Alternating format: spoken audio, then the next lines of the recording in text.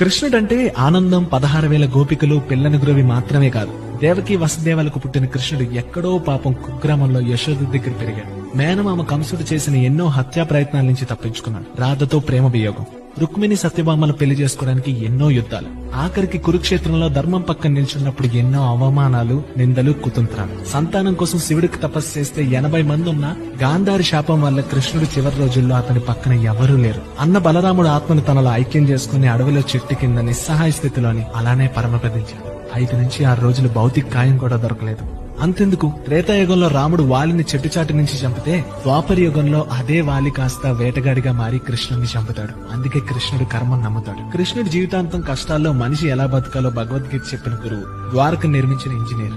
కృష్ణుడి జీవితం అంటే గోపికలు మాత్రం కాదండి, కష్టాలను దాటిన ఎన్నో ఘట్టాలు, కన్నీటి బొట్టు దాల్చకుండా చివరి వరకు చిరునవ్వుతూ ఉండడం.